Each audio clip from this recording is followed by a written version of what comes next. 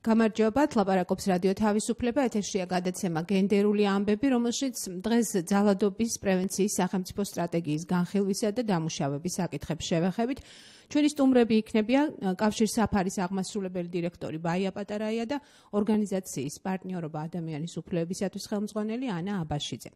დაგვირეკეთ ტელეფონის ნომერზე 298-93-27 და თქვენს ჩაერთეთ ჩვენ საუბარში, დაუსვით ჩვენ სტუმრებს შეკითხვები. გადაცემას უძღვები ნონა მჭედლიშვილი, ხმის რეჟისორია გოჩა ლეჟავა. ახლა რამდენიმე წუთით მუსიკას დავუთმოთ ეთერი, შემდეგ კი უკვე სტუმრებთან ერთად დავბრუნდებით.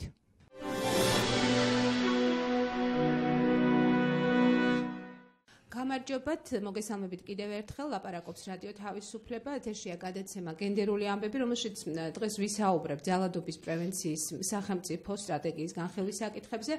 როგორ თანამშრომლობს სახელმწიფო სამოქალაქო სექტორთან და აისახება თუ არა შენიშვნების სტრატეგიის საბოლოო დოკუმენტში.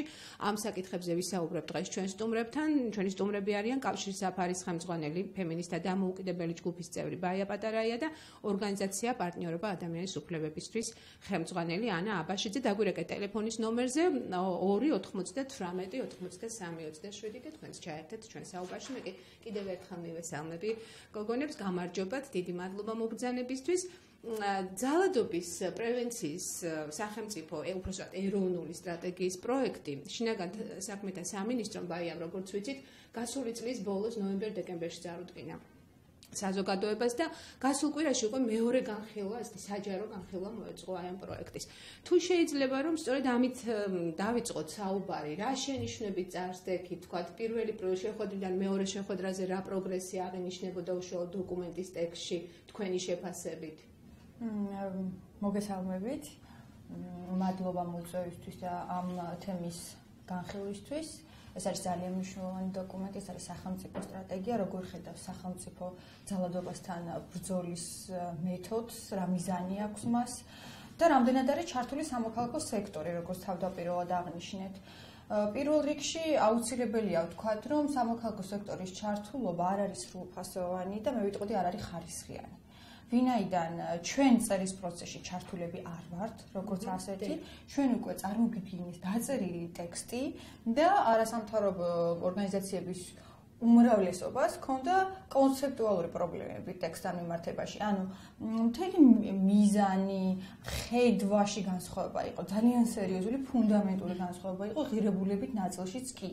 ჩვენ კი მოგვეცა საშუალება, რომ წერილობის წარმოგვედგინა შენიშვნები და გაგვეგზავნა და შემიძლია ვთქვა, რომ ნაწილი ამ შენიშვნებისა ნამდვილად აისახა ახალ დოკუმენტზე, მაგრამ მაინც ძალიან სერიოზული პრობლემა არის თანამშრომლობის, იმიტომ რომ ჩვენ ისიც კი არ ვიცით, ვინ დაწერა ეს ტექსტი. ელემენტად აი ვინ დაწერა ეს შინაგან ერთი ადამიანი არ დაწერდა სავარაუდოდ. არც ჯგუფზე არაფერი არ ვიცით, იმიტომ რომ დოკუმენტი დიდია, 60 გვერდიანია დაახლოებით, შედგება სხვადასხვა თავებისაგან. ჩვენ გვაქვს დავა იმაზე, რომ ზოგიერთი თავი საერთოდ შიგნით არ უნდა იყოს. დაწერილი არის ერთი თავი მაგალითად ეძღვნება დამოკიდებულებას ნივთიერებებისადმი, ანუ ადიქტოლოგიას. რომელშიც შედის როგორც ნარკოტიკებზე დამოკიდებულება, ასევე ალკოჰოლზე დამოკიდებულება და აი ამის წერაში არ ყოფილან ჩართული ადიქტოლოგები და სამოქალაქო განათლების თავის წერაში მონაწილეობა არ მიიღია თუნდაც განათლების სამინისტროს. ამიტომ ძალიან ბევრი კითხვა ჩნდება დოკუმენტთან დაკავშირებით და რაც თავარია დოკუმენტს ეტყობა, რომ გარკვეული ნაწილები არ არის დაწერილი სპეციალისტების მიერ და ამისი ესე პოსტფაქტუმ რაღაცა შენიშვნებით გამოსწორება მხოლოდ გარკვეულწილად შეიძლება. ანუ რას ვამბობთ, რომ ხელახლა უნდა დაიწეროს დოკუმენტი? მე ვფიქრობ, რომ გარკვეული თავები არის მთლიანად ხელახლა დასაწერი, თუმცა ძალიან მეეჭვება, რომ შინაგან საქმეთა სამინისტრო ამ აზრს იზიარებდეს და რეალურად ჩვენ უკვე გადასული ვართ იმ ეტაპზე, რომ არსებული დოკუმენტი მაქსიმალურად, ასე ვთქვათ, ნორმალური იყოს და კიდევ ვიბრძვით იმაზე, რომ რაღაც თავები მნიშვნელოვნად შეიცვალოს, თუმცა მე არ მაქვს იმედი, რომ ბოლოს მაინც ჩვენ გვექნება აი მართლა ხარისხიანი და კარგი დოკუმენტი, როგორც უნდა იყოს სახელმწიფო სტრატეგია.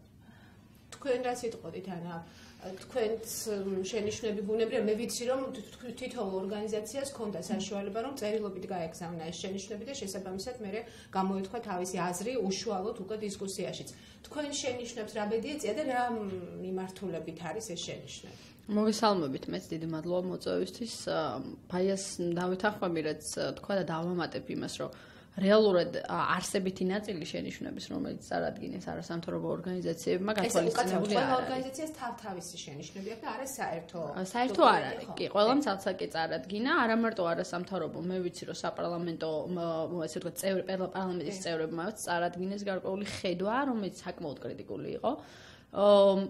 და წარმოადგენენ დოკუმენტში, ანუ მეორე ვარიანტში, რაც წარმოადგინა შსს არსებითი ნაწილი არ იყო გათვალისწინებული, თუმცა ვაღიარებთ იმას, რომ რაღაც გარკვეული ფორმა იმ ტექსტებისა, რომელიც საკმაოდ მოძველებული იყო წინა პირველ ვერსიაში, არის როგორ შეცვლილი, იცით, რომ ის ტექსტი, რომელთანაც პრობლემა იყო, არის უბრალოდ ამოღებული. მაგრამ ამ ტექსტის სულისკვეთება დარჩენილი, ანუ რო კითხულობ დოკუმენტს, რეალურად გრძნობ იმას, რაც გავაპროტესტეთ წინა პერიოდში. ხა ამას პირდაპირ ჩაწერ კონკრეტული სიტყვებით თუ რეალურად ინტერპრეტაცია მიგიყვანს ამ იდეამდე, ამას დიდი სხვაობა არა, ხო, ამ ორ რაღაცას შორის.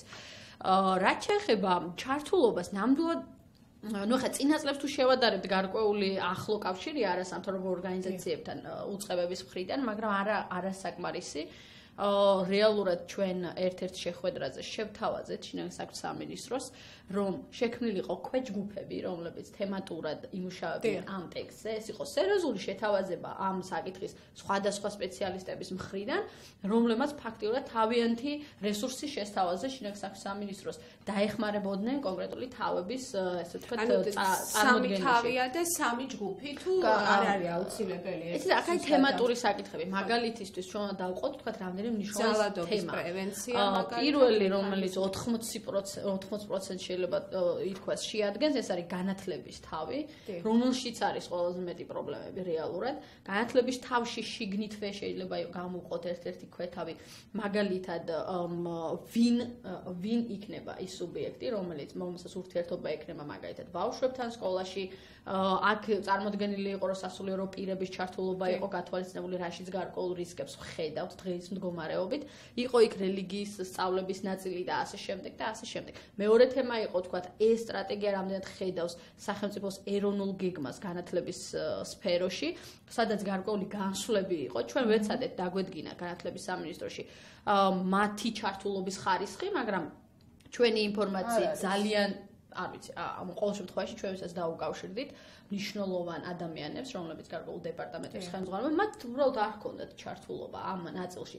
ეხლა ამის მე პირადად ღრმად ვარ დარწმუნებული, რომ განათლების სამინისტროს არ უმუშავია, რადგან ისეთი ტერმინები იყო გაპარული ტექსტში პირველ ვარიანტში, რომელსაც განათლების სამინისტრო უბრალოდ არ დაწერდა, იმიტომ რომ მათი ხედვა საბედნიეროდ გაცილებით უფრო მაღალი სტანდარტის შესაბამისია, ვიდრე დოკუმენტში იყო წარმოდგენილი. მაგალითისთვის რო გითხრათ, იქ მოყვანილი იყო სკოლაში ბულინგის შემთხვევებზე, სადაც უბრალოდ კონცეპტუალურად შეცდომით იყო ჩადებული ხედვა.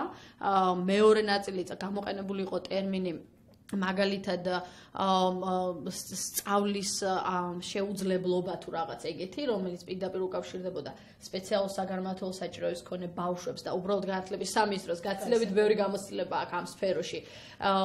გულისხმობ ინკლუზიურ განათლებაში და უბრალოდ ამ ტერმინს იქიდან არავინ არ გამოიყენებდა. ანუ არის გარკვეული მინიშნებები ტექსტში, რომელიც გეუბნება მინიშნებას გაძლევს, ვინ იმუშავა ტექსტზე და რეალურად მართალია კონკრეტულ საკითხის სპეციალისტებს არ უმუშავია. ჩემი ღრმარწმენით ეს დაწერილია ერთი მაქსიმუმ ორი ადამიანის მიერ, რომელიც ზუსტად თავიდან რო გწოდნოდა, თქვა, ვინ არ აქვს მნიშვნელობა, რამდენი ადამიანი წერდა და პროფესიებს მნიშვნელობა აქვს, ცხადია.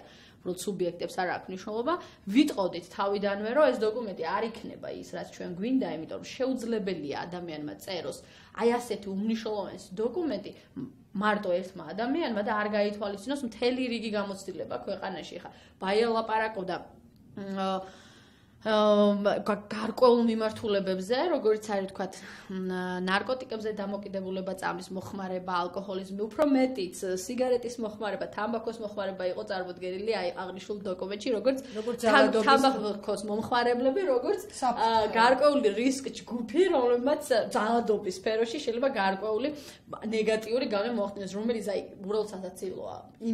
საბედნიეროდ ეს თავი გადახაზული იყო, ამოღებული ამ საკითხიდან, მაგრამ ეხლა ამას ამოიღებ თუ დაატოვებ, ცხადია, ავტორი არ იცვლება. ავტორის ხედვა ამ სფეროში არის ზუსტად ისეთი, რომ შეიძლება მაგალითად თამბაქოს მოხმარების დროს გაიზარდოს ძალადობის რისკი. იგივე პრობლემა მაქვს მაგალითად წამლის მოხმარების დროსაც. მე ვფიქრობ, რომ ეს არის უბრალოდ მითი, რომელიც ხელს უწყობს ამ ადამიანების წინაშე არსებული ბარიერების კიდევ უფრო გაღრმავებას, სტიგმას აძლიერებს. რა თქმა უნდა, გარკვეული მოვლენა, როგორიც არის მაგალითად სამსახურიდან გათავისუფლება, როგორც არის სუთხასიათზე ყოფნა, გარკვეული სტრესი, ნარკოტიკის მოხმარება და ასე შემდეგ, შესაძლებელია განვიხილოთ როგორც ერთ-ერთი ხელშემწყობი, შეიძლება ითქვას, წინაპირობა, უბრალოდ რომელიც აი ამ ძალადობრივ გარემოს უბრალოდ უფრო რეალისტურს ხდის და არა მიზეზი. აი ეს არის თავარი შეცდომა და როდესაც მიზეზებში ჩამონათვალში აი ამ ადამიანებს, რომლებიც არიან თანასწორუფლებიანები და ისინი ჩვენი მოქალაქეები არიან და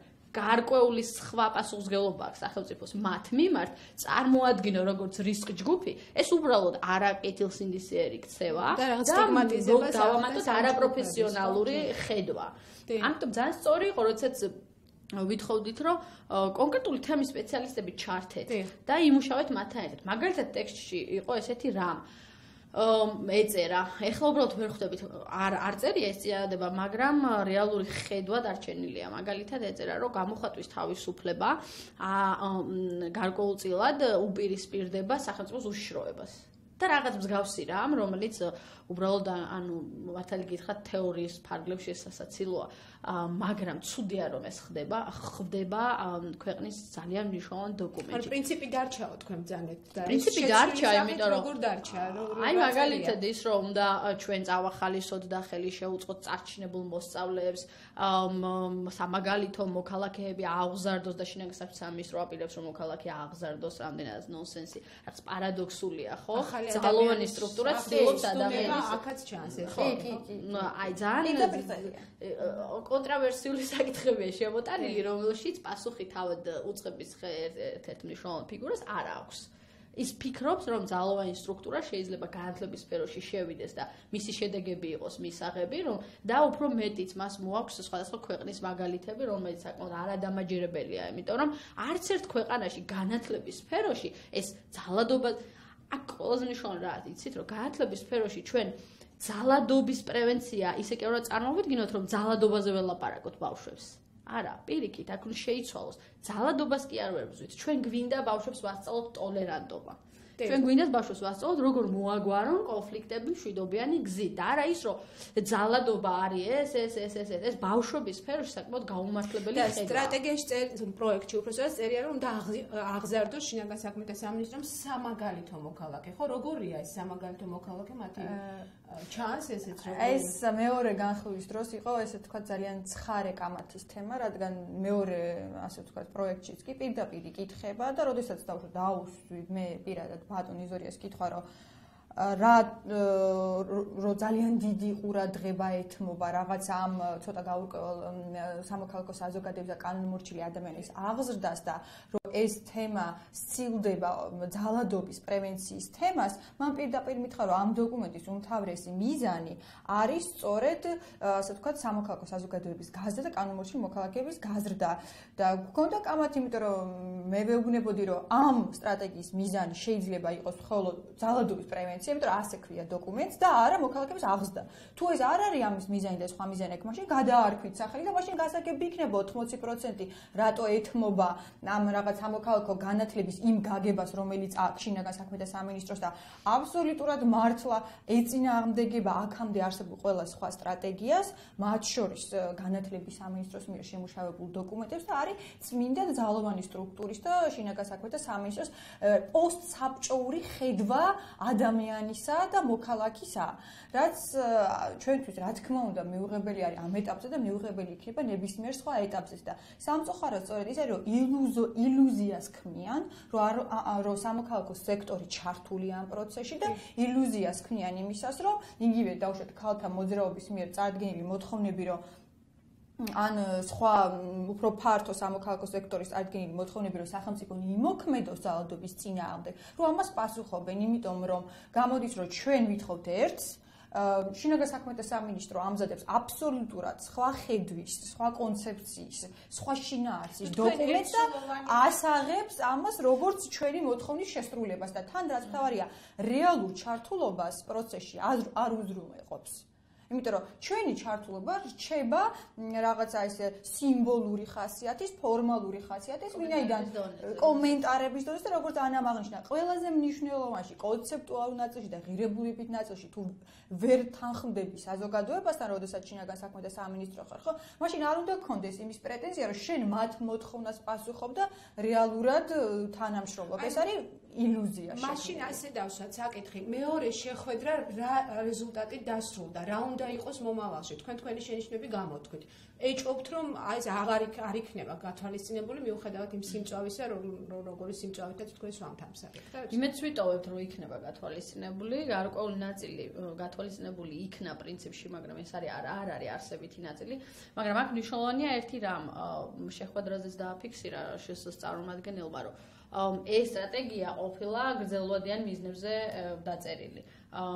აქ მართლაც არ ჩანს მოკლევადიანი ეფექტური ღონისძიებები ამ მიმართულებით, მაგრამ გითხრეს, რომ მოკლევადიანი, ესე ვთქვათ, გეგმები გაწერილია სხვა დოკუმენტში და შინაგან საქმეთა სამინისტროს ცალკე აკეთებს ამ ყველაფერს, რომელზეც ცდომაც სამოქალაქო საზოგადოების წარმომადგენლების გარკვეულ ნაწილს აქვს. ანუ თლიანობაში აქაც პრობლემაა, რომ რეალურად ძალადობის პრევენცია შეუძლებელია ესე გახლეჩილი ვერსიით იყოს წარმოდგენილი, იმიტომ რომ გრძელვადიანი და მოკლევადიანი გეგმები ერთმანეთისგან უნდა გამომდინარეობდეს და ერთმანეთს უნდა განაპირობებდეს. ჩვენ დღეს არ გვაქვს შესაძლებლობა შევადაროთ ეს ორი დოკუმენტი ერთმანეთს და რაღაცნაირად ჩვენი აზრი ვთქვათ, რამდენად არის რელევანტური ერთი ღონისძიება მეორეს ამდენ განაპირობებს და პირიქით. ანუ ეს ცალკე რომ ერთ-ერთი სერიოზული პრობლემაა, რაც ნიშნავს იმას, რომ აი ამ დოკუმენტის პრაქტიკაში ჩაშვების შემდგომ ჩვენ არ უნდა ველოდოთ მაგალითად გაუმჯობესებულ გამოძიებას ოჯახში ძალადობის თემაზე, გაუმჯობესებულ უფრო ეფექტურ ორდერების მექანიზმს. არ უნდა ველოდოთ, რომ პოლიციელი, როცა ძალადობს თავის ოჯახში, იმას პასუხი გაეცემა ეფექტურად და ასე შემდეგ. ანუ ეს არის მოკლევადიანი პრობლემები, რომელიც პირველ რიგში დავაყენეთ, რომ ამას უპასუხეთ და მერე უპასუხეთ უფრო გრძელვადიანს. განათლების ნაწილი რაც აგდებს, აბსოლუტურად არის განათლების სამინისტროს სფერო. ამაში შინაგან საქმეთა სამინისტროს არანაირი როლი არ უნდა ჰქონდეს, მაგრამ პოლიციელებიც შედიან და ატარებენ, მე როგორც ვიცი, ბავშვებთან რაღაც ტიპის საუბრებს. ანუ თავის თავზე აიღო როგორც ჩანს შინაგან საქმეთა. არა, ეს ყოველთვის იყო ეს არაფორმალური ნაწილია, როდესაც ეს არის, პრევენციის ნაწილია, ცხადია, მაგრამ ამას არ ეყრდნობა განათლების სისტემა, ეს არის, ისევე შედის პოლიციელი და ყვება ამბებს, როგორც შევა მაგალითად სხვა რომელიმე პროფესიონალი და ბავშვებს ესაუბრება გარკვეულ თემებზე. ეს ამას არ უნდა დავეყრდნოთ, ეს კარგი მაგალითებია, მაგრამ თუ ჩვენ ავიღებთ, რომ შინაგან საქმეთა სამინისტროც დავინახავთ აქტორად სკოლებში ძალადობის პრევენციის, ეს იქნება ძალიან დიდი საშიშროების შემცველი, იმიტომ რომ ძალის მატარებელი ორგანიზაცია, რომელსაც ფაქტიურად ეხა პრაქტიკას თუ გადავხედავთ, ფაქტიურად ულიმიტო ქმედებების საშუალებას ვაძლევთ დღეს საზოგადოებაში, სამწუხაროდ, შეუძლებელია მათი საქმიანობა იყოს ეფექტური ბავშვების გარემოში, სხვა თავილო დავანებოთ, ხო? ამიტომ თეორიულადაც შეუძლებელია შინაგან საქმეთა სამინისტრო მიაღწიოს განათლების ნაწილში ამ მიზნებს.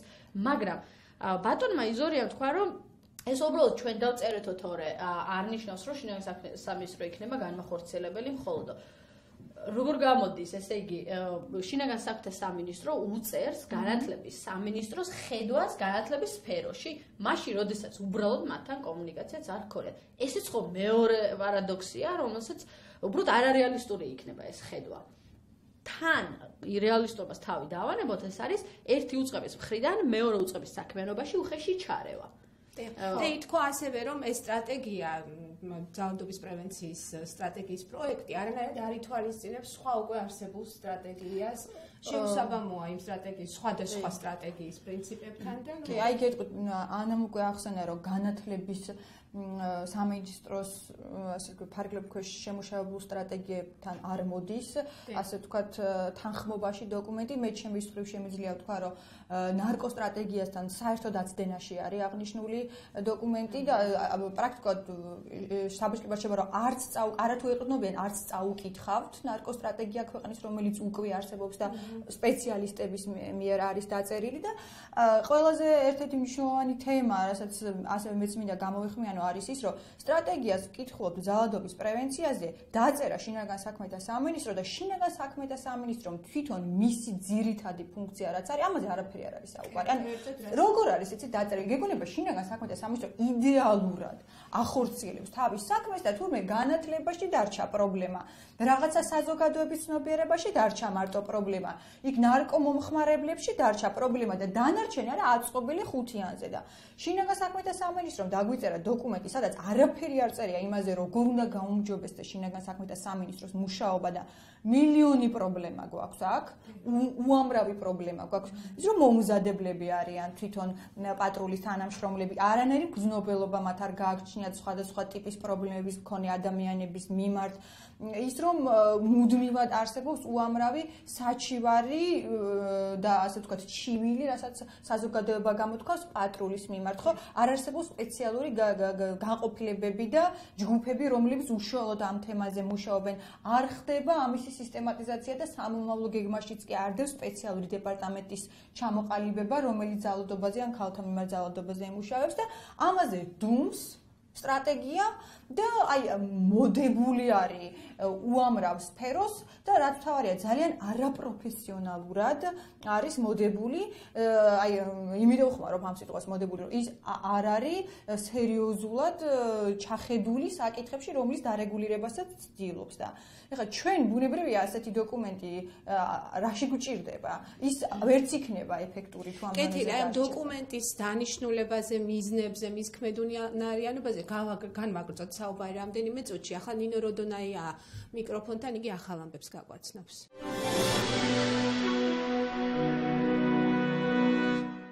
ლაპარაკობს რადიო თავისუფლება, ეთერშია გადაცემა გენდერული ამბები, რომელშიც ჩვენ ქალთა მიმართ ძალადობის პრევენციის საკითხებზე, უბრალოდ ოჯახური ძალადობის პრევენციის სტრატეგიის თაობაზე ვსაუბრობთ.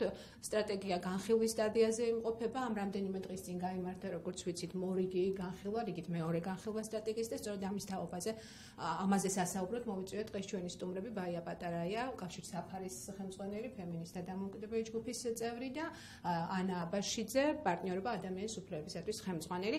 თუ შეიძლება, აქ მსმენელსაც მე ვარ ნონა მჭედლიშვილი და აქ მსმენელსაც ვთხოვ, რომ თუ შეიძლება, თუ სურვილი აქვს, დაგვირეკოს შეკითხვებით და დაუსვას ჩვენ სტუმრებს შეკითხვები ოჯახური ძალადობის სტრატეგიის თაობაზე.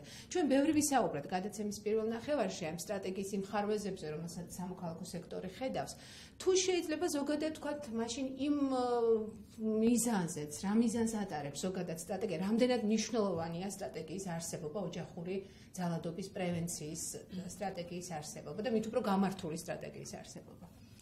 პირველ რიგში უნდა ითქვას ის, რომ ეს არ არის მხოლოდ ოჯახში ძალადობის თემა და სტრატეგია, ეს არის ზოგადად ძალადობის შესახებ სტრატეგია, ეს რამდენად კარგია, ეს მეორე დავის საგანია, ანუ შეიძლება თუ არა ასე ზოგადად მოწესრიგდეს, თუ უფრო სპეციფიურად, ეგ მეორე საკითხია, მაგრამ რაც შეეხება შინაგან საქმეთა სამინისტროს მხრიდან შედგენილ დოკუმენტს. ზოგადად ძალადობის პრევენციის დოკუმენტი, რა თქმა უნდა, კარგია და უნდა არსებობდეს ქვეყნებში და არსებობს კიდეც შესაბამის ქვეყნებში. მაგრამ აქ არის მთავარი ნაწილი იმაზე, რომ ყველა დაწესებულებამ თუ უწყებამ თავისი ადგილი ნახოს სტრატეგიაში. ეხლა მაგალითისთვის მარტივად რო ვთქვა, მსმენელისთვის გასაგებად, შინაგან საქმეთა სამინისტროს როლი არის გაუმჯერთი იკლიოს სისხლის სამართლებრივი პოლიტიკა როგორ მუშაობს, რას ნიშნავს იცით, რომ მაგალითად კონკრეტული მუხლი, რომელიც დასჯადად არის გამოცხადებული, რომელთაც დასჯადად არის რაღაც კონკრეტული ქმედება გამოცხადებული, უნდა იკლიოს პერიოდულად, როგორ მუშაობს ეს მუხლი პრაქტიკაში, რა აქედან გამომდინარე, ან უნდა შეცვალოს, არ უნდა გაამკაცოს, არ უნდა შეავსუბუქოთ, ან საერთოდ უნდა გააქროს ეს დანაშაული. მაგალითად, გაგახსენებთ გასულ წლებში იყო ასეთი ამბავი, არალიცენზირებული სიგარეტები რო შემოდიოდა. ხო გახსოვთ ეს ბუმი. კონკრეტულად აიღეს პერიოდი 2 წლის განმავლობაში, როდესაც იყო ძალიან მკაცრი პასუხი ამ ქმედებაზე. რა მოხდა? მე შეფასდა ეს 2 წელი პროფესიონალების მხრიდან და აღმოჩნდა, რომ საერთოდ აღარ არის საჭირო იყოს ეს დანაშაულად გამოცხადებული. მაგალითი მომყავს იმისთვის, როგორ იგეგმება პოლიტიკა სისხლის სამართლის სფეროში და როგორ უნდა ხედავდეს. ეხლა ამ კონკრეტულ შემთხვევაში ძალადობა ისეა დანახული სტრატეგიაში, რომ არ არის შემოწმებული, როგორ მუშაობს ის მუხლები, რომლებიც უკვე არსებობს სისხლის სამართლის კოდექსში. მაგალითად 2012 წელს მიღებული ცვლილებები 126 პრიმა, რომელიც ყველა მიცის უკვე, ხო, რა ოჯახში ძალადობას არეგულირებს და ოჯახური დანაშაულები. არის ესეთი მინიმუმ ყველა, ესე ვთქვათ, დილეტანტიც კი დასწოდა ამ შეკითხვას განვითარებულ ქვეყნებში, რომ არსებობს თუ არა კვლევა სისხლის სამართლის პოლიტიკა როგორი ეფექტურობით არის დღეს და ხომ არ უნდა შევცვალოთ მიმართულება. ასეთი კვლევა ამ დოკუმენტს არ ახლავს. უფრო მეტიც არც ასეთი და არც სხვა შემთხვევებში, მაგალითად განათლების სფეროში და ასე შემდეგ. ანუ სტატუს კვო რა არის, ჩვენ რეალურად არ ვიცით. ეს ჩვენ ვიცით მხოლოდ ამ თემაზე მომუშავე. ვადაში გადაწევდა, შეიძლება ეს იყო ერთი არგუმენტი, რომ ეს ფორსირებულად დაიწერა ასე თუ ისე სტრატეგია, როგორც ვიცით, იმ მოვლენების ფონზე, რაც ქალთა მიმართ ძალადობის გახშირების შემთხვევაში ფონზე. ეს არ არის არგუმენტი, რატომ ვიცით, მარტივი მიზეზის გამო ეს არის გრძელვადიანი სტრატეგია. ამის შედეგებს ჩვენ ხვალ არ უნდა ველოდოთ. ამიტომ როცა გრძელვადიანს წერ, გაიაზრე 2, 3, 4, 6 თვე დაახარჯე და დადე სპეციალური, ძალიან ეფექტური სტრატეგია. სხვა თემა, როცა შენ ეფექტურ ჩარევაზე, აი დღეს გინდა შედეგი. ეს დღევანდელ შედეგი არ არის კანონი, ხო? ესეც კანონი. სტრატეგია არ არის კანონი. ხო, მაგრამ ეს არის პოლიტიკური დანაპირები. ისე რა კანონი სამართლებრივად თუ შევხედავთ, ეს აბსოლუტურად არარელევანტურია აქ. ეს არის ჩათვალეთ, რომ კანონი, არასამართლებრივი გაგებით, ეს არის კონკრეტული გუნდის ხელისუფლების მთავრობის პოლიტიკური დანაპირები, რომლითაც უკვე ამ დოკუმენტის საფუძველზე ადამიანები კანონიერი ნდობით სარგებლობენ და ჩემთვის ეხლა ეს იქნება პარლამენტის მიერ მიღებული დანაწესი თუ კონკრეტული უწყების პოლიტიკური დანაპირები, რომ ამას მე გავაკეთებ, არის ერთი და იგივე მოქალაქისთვის. მე უნდა ვიყო დაცული. შესაბამისად ეხლა იზორიამაც ახსენა ბატონმა იზორიამეს, რომ ეს კანონი არ არის, ანუ ეს ხედვაც არასწორია. ეს კანონის დონეზე აყვანილი დოკუმენტია, სახელმწიფო სტრატეგია. პოლიტიკური დოკუმენტიც უნდა შეიქმნას მეტია ვიდრე კანონი. მათ შორის კანონებიც, მათ შორის ნებისმიერი სამოქმედო გეგმა თუ სხვა დოკუმენტი, რომელიც შემდგომ სავალდებულო გახდება, უნდა აუცილებლად რისთვის იწერება, სტრატეგიები რისთვის იწერება, ხედვა განისაზღვრება და ამაში უნდა ჩარჯდეს და ჩვენ იმიტომ ასე ვთქვათ ვღელავთ ამდენს და იმიტომ საუბრობთ ამდენს, რომ თუ ხედვა ჩამოყალიბდა და არასწორად და აქცენტები გაკეთდა არასწორად, ყველა დანარჩენი ეს კომპონენტი, რომელიც ამის მიხედვით გაკეთდება, არ იქნება ეფექტიანი და რაღაცა ისე გამოდის, რომ იმიტომ რომ იყო სოციალური მღელვარება, უამრავი ხალხი ლაპარაკობდა ერთი კვირის განმავლობაში ფემიციდის იქეთა, ქალთა მკვლელობების იქეთა, არაფერს არ აშუქებდა მედია და ამის საპასუხოდ, ანუ ჩვენ გასაჩუმებლად ბრჭყალებში შსსმ წამოიწყო და პრემიერ-მინისტრის იდეით ამ სტრატეგიის ფორმირება და თუ ეს სტრატეგიის ფორმირება ჯერ მართლა არსად არ გვეჩქარება ანასი არ იყოს, ეს არის უნიშნულოვანესი და გრძელვადიანი დოკუმენტი. თუ ის არაფერს არ ეყრდნობა, თუ ის კვლევებს არ ეყრდნობა, საჭიროების შეფასება არ ხდება, შემდეგ ამის დაწერაში სპეციალისტები არ არიან ჩართული, ვის რაში სჭირდება ამ სტრატეგიის არსებობა, ხო რა, მაშინ საერთოდ აზრი ეკარგება ამ დოკუმენტის კონტექსტში. ვერც აღსრულდება ეს პრაქტიკა. ეხლა თქვენზე იქნება ცარიელა ფურცელზე დაწერილი დოკუმენტი. ეხლა ამისთვის ჩვენ არ ვწვალობთ, რომ უბრალოდ რაღაც ფურცელზე დაწერილი დოკუმენტები გქონდეს, ხო? და წეგან თქვენ საუბრობთ ამ რეკლამის და შესვენების დროს საუბრობდით და ანა ზუსტად ამ პოლიციის ერთ-ერთი ფუნქციის შესახებ, რომ იგი ძალადობის დროს მომრიგებლად იქცეს, რაც პრინციპულად მიუღებლად მიგაჩნია და თუ შეიძლება გითხრათ ესეც რა საფრთხეა ამაში, რომ პოლიციელი გახდეს მომრიგებელი. კი ბატონო, პირველ რიგში ვიტყვი იმას, რომ კონფლიქტის ეტაპზე და არაძალადობის ეტაპზე თუ ჩაერევა კონკრეტული რომელიმე ორგანო, არაშინა გასაგრძელებს სამინისტრო, ეს ჩემი აზრით იქნება ეფექტური. ანუ როდესაც არის უბრალოდ იწყება ძალადობისთვის კარგი, ესე ვთქვათ, გარემოა და შესაძლებელია, რომ იქ წამოვიდეს უფრო რთული შემთხვევები. კონფლიქტის ეტაპზე ვარ და ეს ყველამ კარგად იცის ყოველ შემთხვევაში, ყველა უბანს ყავს თავისი ინსპექტორი, ხო? მათ უნდა იცოდნენ ყველა ოჯახის გარკვეული სიტუაცია ამ კუთხით, რამდენად შეიძლება იქ იყოს ძალადობის წინაპირობა და ასე შემდეგ. მაგრამ მეორე თემა ვინ უნდა ჩაერთოს? როგორც მომრიგებელი ბჭყალებში. არც ერთ შემთხვევაში ნაკსაკთა სამინისტრო.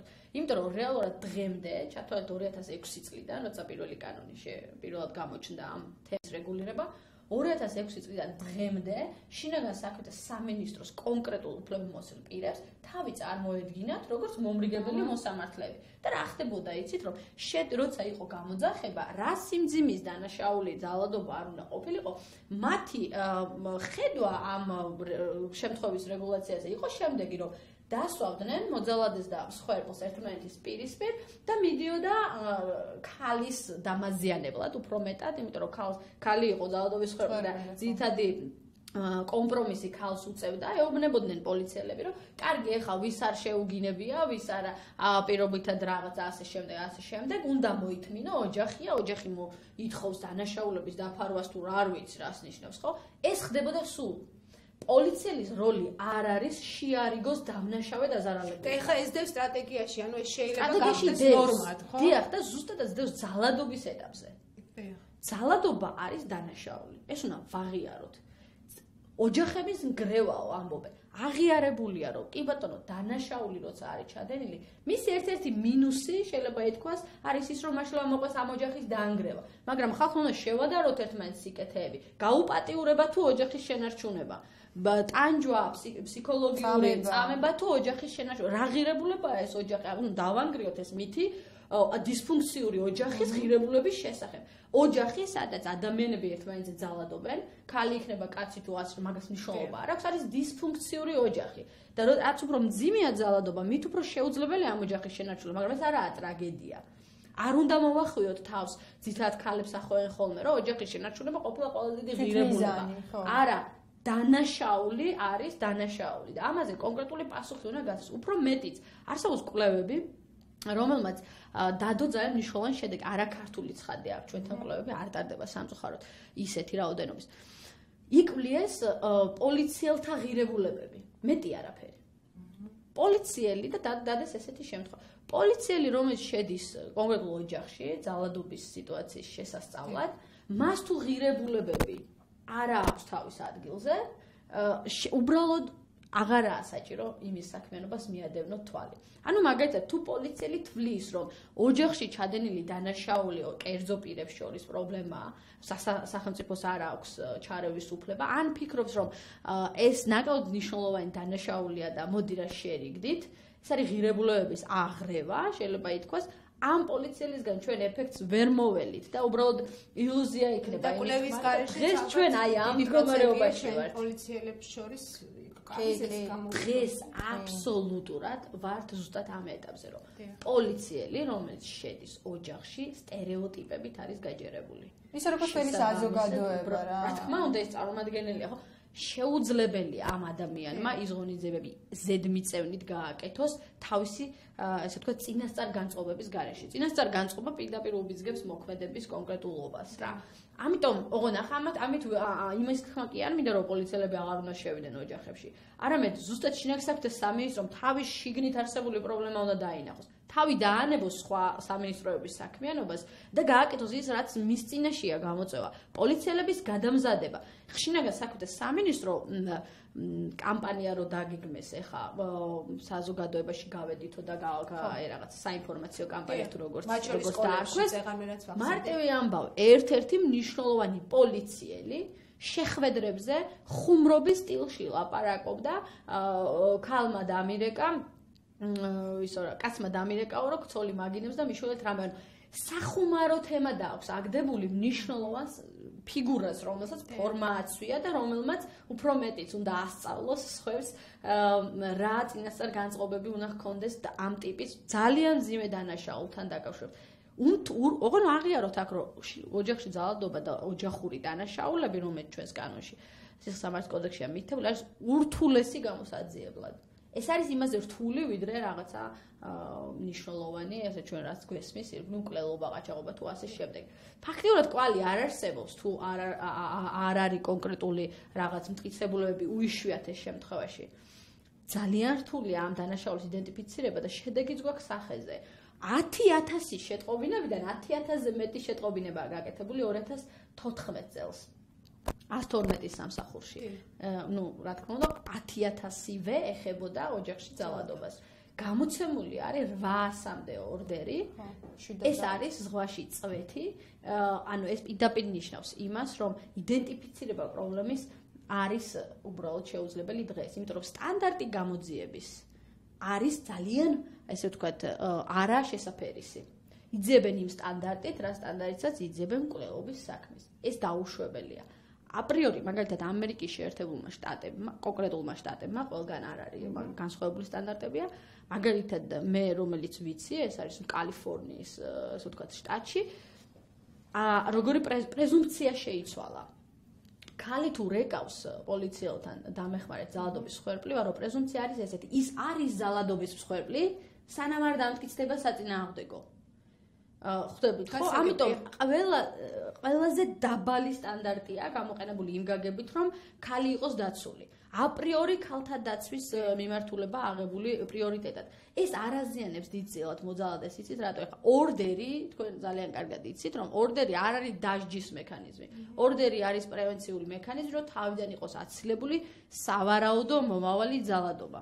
შესაბამისად, თუ ორდერის გამოცემის დროს ქალის უპირატესობით იქნება განხილული кейსი, უბრალოდ ეს მინიმუმამდე დაიყვანს იმ მკვლელობის რისკებს, რომელიც ჩვენ ბევრი ვნახეთ გასული წლის განმავლობაში და ყველა მათგანს წინ უსწრებდა ინფორმაცია სამართალდამცავ ორგანო, რომელსაც ვერ დაადგინეს უბრალოდ ძალადობა.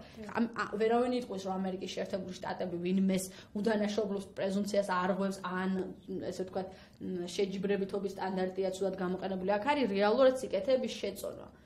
და მოსამართლის სიტყვები მახსენდება ერთ-ერთ კვლევას, რო ვკითხულობდით, ძალიან საინტერესოს. თქვა ესეთი რამ, რომ მე ვიდექი რეალურად დილემის წინაშე, რომ თქვათ გამომეცა თუ არა ორდერი, მაშინ როცა მქონდა მხოლოდ ფოტოსურათი ქალის დალურჯებებით და დაზიანებით სახეზე. მეტი არანაირი მტკიცებულობა მე არ მქონდა იმისთვის, რომ კონკრეტულ პიროვნებაზე მამაკაცზე მეთქვა, რომ ის არის დამნაშავე და მოძალადე. მე ვიყავი ამის წინაშე, მაგრამ გადავწყვიტე ქალის სასარგებლოდ, რადგან აპრიორი თუ ეს ქალი იქნებოდა მსხვერპლი რეალურად, მაშინ ხო დავიცავდი, მაგრამ თუ ის მსხვერპლი არ იქნებოდა, მინიმალური პროცენტული რისკი ხო არსებობს იმისა, რომ მე შევცდი და ის მართლაც არის მსხვერპლი. ამიტომ ყველა ვარიანტში გამოვწერეო ორდერი იმისთვის, რომ ამეცილებინა უფრო მძიმე შედეგი თავიდან. მაგრამ ამ გამოწერილმა ორდერმა არაპროპორციულად არ შეზღუდა მოძალადე, ხვდებით? ამიტომ ეს დასაშვებია. და ასეთი ქალები რეალურად გადარჩებიან ამ მიდგომით. მაგრამ დღეს ჩვენ როგორ მსხვერპლებს სთხოვენ უტყუარ მტკიცებულებებს ხალხმა. მსხვერპლი არის მსხვერპლი.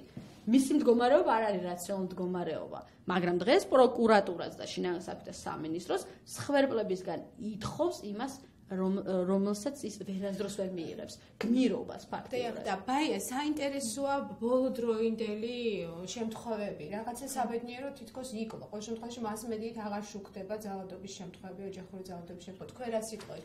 ის ადამიანები, რომლებიც უფრო ახლოს იცნობთ ამ პრობლემას. ოჯახური ძალადობა და ოჯახში დანაშაული ძალიან ბევრი ტიპის დანაშაულს მოიცავს. თქვენ ალბათ მკვლელობა იგულისხმებთ. უფრო მკვლელობა იგულისხმებთ, ხო? ფიზიკური. რეალურად 2014 წელი იყო ეპიდემიური წელი. ამ თვალსაზრისით და იყო ძალიან მძიმე. ეხლა გაცილებით უკეთესად რეაგირებს შინაგან საქმეთა სამინისტრო გამოძახებებზე და არიან რა თქმა უნდა დამოკიდებულება მეტნაკლებად შეცვლილი აქვთ. ასევე ვიცი ყურადღებას აქცევენ იმ ოჯახებს, რომლებიც ძალიან მაღალი რისკით გამოირჩევიან და რომლის შესახებად მათ იცოდნენ და ყურადღებას აქცევენ. ჯერ ძალიან ადრეა იმაზე საუბარი, რომ ჩვენ გარკვეული შედეგი უკვე დაგვიდგა, მხოლოდ თებერვალია. მე რა თქმა უნდა იმედი მაქვს, რომ ეს ციფრი დაიწევს მაინც, თუმცა იმის ილუზია არ მაქვს, რომ გაქრება ძალიან ბევრი და ხანგრძლივად უნდა ვიმუშაოთ იმისთვის, რომ ჩვენ რეალურად მინიმუმამდე დავიყვანოთ იგივე ფემიციდი და მკვლელობა. თუმცა ეს შესაძლებელი არის. აი, როდესაც მოდის ჩვენთან და კვირა არ გავა, რომ რამდენიმე ქალი არ მოვიდეს მსხვერპლი, ძალიან ხშირად ითხოვენ თანამშრომლობას შინაგან საქმეთა სამინისტროსთან. დღეს შინაგან საქმეთა სამინისტრო არის მოძალადის მხარეს, იმ მხრივ, რომ ყველანაირ ინფორმაციას აცნობს აბსოლუტურად ყველანაირ ინფორმაციას აცნობს მოძალადეს, როგორც ანამ აღნიშნა, თუ უტყუარი მტკიცებულებები არ არსებობს, რომელიც რატომღაც მსხვერპლმა უნდა წარადგინოს, მაშინ ამბობენ, რომ სამხილები საკმარისი რაოდენობით არ არის და ანუ სისტემა მორგებულია ისე, რომ აი ძალიან დამზოგვითი არის მოძალადის მიმართ. და არა და ვერ გრძნობენ ოჯახის ძალადობის მსხვერპლი ქალები თანადგომას. ძალიან ხშირად ისინი ითხოვენ, რომ როდესაც გამოსცემთ ამ ორდერს სიტყვაზე, ან როდესაც ერთხელ ორდერს გაუავადა და ერთხელ დაფიქსირებული არის ოჯახის ძალადობა.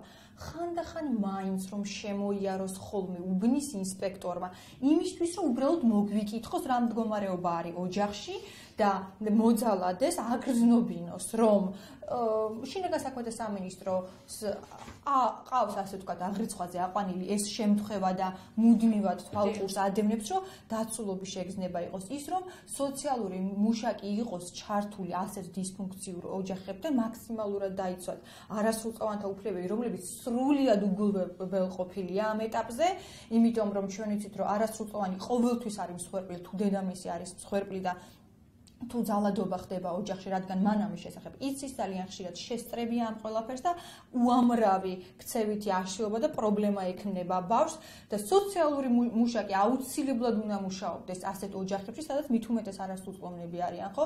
აი თუ მოხდება აი ესეთი მუშაობა, მაშინ საქართველოში ყველას მოძალადეებსაც, მოძალადეების მეგობრებს, მეზობლებს, ნათესავებს, ძმაკაცებს ეცოდინებათ, რომ ეს არის ქცევა, რომელიც არ არის მიღებული საზოგადოებაში. ეს არის ქცევა, რომელსაც ძალიან მკაცრად უპასუხებს შინაგან საქმეთა სამინისტრო. ეს არის ქცევა, რომელსაც მუდმივად თვალყურს ადევნებს მოგვიანებით, როგორც შიშის ასევე ჯანდაცვა. აი მხოლოდ ასე არის შესაძლებელი, რომ ნელ-ნელა ჩვენ მენტალობაში შეიცვალოს და გაქრეს ის ანდაზა, რომ ცოლქვრის ჩხუბი ბრიყვს მართალი ეგონაო.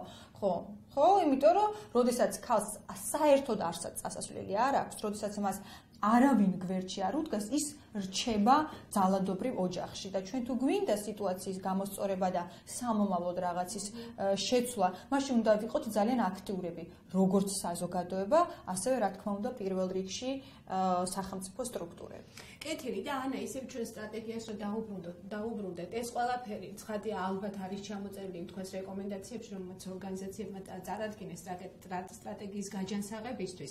აი, რა ვადებში უნდა იქნას ეს დოკუმენტი, თუ ცნობილია მიღებული და თქვენი უშუალოდ თქვენი ამ ორგანიზაციების ქმედუნარიანობა, თქვენი აქტიურობა როგორ იგეგმება იმისათვის, რომ გავიდეს ის დოკუმენტი, რომელიც მიგაჩნიათ, რომ წაადგება ქალთა უფლებებს. კი ბატონო, აი ბაიამ რაც თქვა ბოლო, ეს არის რეალურად ის, რაც უნდა გააკეთოს შინაგან საქმეთა სამინისტრო და არა დანარჩენი სხვა მოკაცრავად, მაგრამ ბლა ბლა ბლა. ეს არ არის შინაგან საქმეთა სამინისტროს ვალი. არამედ აი ის, რაც თქვით. მსხვერპლი რომ გაბედავს, არც ალბათ არ უნახავთ მსხვერპლი არასდროს, ამის განცდა მაქვს ხოლმე. არ ულაპარაკიათ მსხვერპლთან რა ძალას ფლობს იმ მომენტში, რა დონეზე დასუსტებულია. წამებას უდრის ადამიანს უბრალოდ ევროპულ სასამართლომ თუ გადარჩი ცოცხალი, წამების მუხლის დარღვევას მაინც ადგენს რა, იმიტომ რომ ეს წლების მანძილზე მცირედი ძალადობაც კი ადამიანს წამების ტოლფასად უჯდება. ამის ხედვა უნდა არსებობდეს და როდესაც ქალი გაბედავს, შეძლებს და გაბედავს, ესეც არის ყველაზე ბოლო წერტილი, როცა ის რეკავს პოლიციაში. გაბედავს და გეტყვის, რომ ძალადობის მსხვერპლი ვარ, მას გარანტია უნდა ჰქონდეს, რომ ფიზიკურად გადარჩება მინიმუმ მას შემდეგ. ანუ ყველაფერს გააკეთებს შინაგან საქმეთა სამინისტრო, რომ ის იყოს დაცული და არ დაიწყებს მარჩიელობას და არ დაიწყებს რაღაცა ილუზორული შერიგებებს, რა თქმა უნდა, ეს უკვე როცა ამ ქმედებას შინაგან საქმეთა სამინისტროს უფლებამოსილი პირი აკეთებს, ის წირავს მსხვერპლს სიკვდილისთვის. პირდაპირ უნდა დავარქვათ სახელი. შეიძლება სუდად ისმის და ურჭრის, მაგრამ ყდება, ქალები ყდებიან. მაშინ როცა შეიძლება მათი გადარჩენა. ეგ ერთი. რაც შეეხება ამ სტრატეგიას, საბოლოო ვერსია როდის იქნება ვინამდვილად არ ვიცი. ისე არც გვეუბნებიან, ეხლა მე მაგალითად დღეს ვაპირებდი ზუსტად დარეკვას, რომ როდის არის დავუშვათ ბოლო ვადა დედლაინი იმისთვის, რომ აი მეორე პროექტზე წერილობით განვახორციელოთ, ასე ვთქვათ, შენიშვნები და ისე კონკრეტული ვადები მათ არ უთქვამთ, ანუ მიმდინარე პროცესია და რაღაც ჩვენ ყოველ შემთხვევაში არ ვართ საქმის კურსში. მაგრამ ჩვენ ვიცით რა უნდა გააკეთონ და ეხლა როგორც თავში ვთქვით, არ გვეჩქარება გრძელვადიანი მიზნების ხვალდაწყება, იმიტომ რომ ეს უნდა იყოს ძირითადი დოკუმენტი. ეს რეალურად უნდა იყოს გაწერილი იმდენ წლებზე, რომ შეიძლება ხელისუფლების ცვლილება მოხდეს და არ უნდა გაჩერდეს ამ დოკუმენტის მუშაობა. იმდენად სტაბილური უნდა იყოს და ყოველთვის ხარისხი ყოველთვის მისაღები. პირველი ის რომ უნდა გაითვალისწინოს აბსოლუტურად ყველა დასაბუთებული კომენტარი, რომელიც ჩვენ ვუთხარით და არა მარტო ჩვენ და რეალურად ასახოს. მეორე, თუ ამას თვითონ ვერ შეძლებს, ჩვენ შევთავაზეთ და დღესაც ვთავაზოთ, რომ გააკეთოს სამუშაო ჯგუფები ჩვენ ყოველგვარი ანაზღაურების ან რაღაცა ინტერესის გაშენებით ჯდებით და მუშაობთ ამ თემაზე. რაც შეგვიძლია ჩავდებთ, რაც არ შეგვიძლია ჩვენ მნიშვნელოვანი პარტნიორები გვყავს, ნაცნობები, ქვეყნის ფარგლებს გარეთ, ვისაც წლებია უმუშავე ამ თემაზე და მათ რესურსსაც გამოვიყენებთ. და მესამე თუ მაინცა და მაინც ჩვენთან ერთად მუშაობა არ უნდა სთხოვონ გამოცდილ ადამიანს, ქართულს ან არა ქართულს, რომ რეალურად თუ ჩვენი კომენტარი არ არის მათთვის ესეთი ღირებული, ნებისმიერ უცხოელ ექსპერტს წააკითხონ ეს სტრატეგია და როცა აღმოაჩენენ იდენტურ კომენტარებს, აი როგორც ჩვენ ვიახოლმე ქართულს უცხოელი ეთქვის და ესე არგუმენტირებულია, ეს მაინც გააკეთონ რა, იმიტომ რომ დამერწმუნეთ, რომ ამ სტრატეგიის შესახებ გაიგებს ყველა ჩვენს ქვეყნის ფარგლებს გარეთაც და შიგნითაც. მე ნამდვილად არ მინდა ჩვენი ქვეყანა შეცხვეს იმის გამო, რომ არ იცის როგორ წერო სტრატეგია. კეთილი, ამით დასრულდა დღეს გადაცემა. დღეს აღარ გვეძლება საშუალება რომ ამ თემაზე საუბარი განვაგრძელოთ, მაგრამ თემა ძალიან აქტუალურია. მე მსმენელს შევახსენებ, რომ ჩვენ გენდერულ ამბებში სტუმრად გვყავდა ანა აბაშიძე და ბაია პატარაია. მომავალ შეხვედრამდე ეთერში.